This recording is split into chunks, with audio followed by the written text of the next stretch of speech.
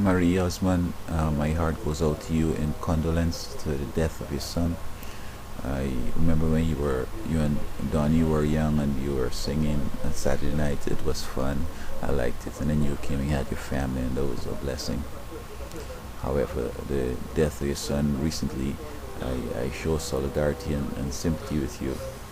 And my remarks here have nothing to do with insensitivity to you, or am I imputing anything to your character or anything. I'm just making some general points in light of his death and the death of others. I believe that depression is a medical condition, maybe medical, maybe psychosomatic. Uh, that is, physical conditions and maybe mental conditions could bring on depression. But from my experience, and I'm not a psychologist or a medical doctor, but I'm a thinker and a reader. I'm an avid student, and from my observation, it seems as if depression could come from other ways, from the thoughts we entertain and some of the activities we indulge in, and especially the activities I'm talking about on the darker side of life.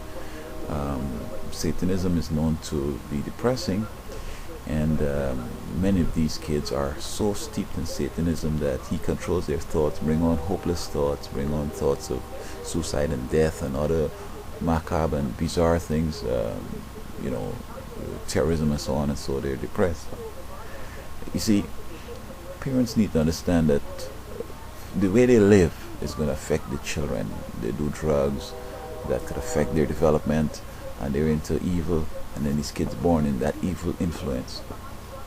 And then as soon as they're born, they put them into some Dracula stuff, some evil stuff, and put them out there for carnival or for Halloween. And the state has it where you can't spank them, so you can't really discipline them, so they're out of control. And for our lifestyles, we have to make them grow up real fast, teach them about sex, give them a key, and they come home and feed themselves and all that stuff. And these things take a toll.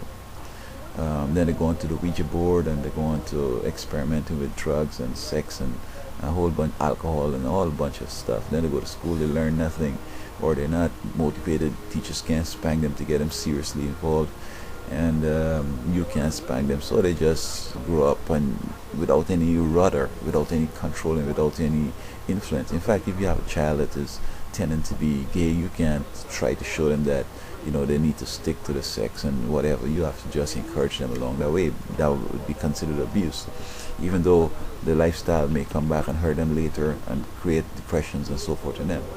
So in conclusion, I think that we have to be very careful and give our children to the Lord, and guide them in ways. Religion, God could work with them when you're not around, and in their private thoughts, to help them with their thinking and their feelings, etc., and to guide them from destructive habits, drugs and sex and other things that they might get into.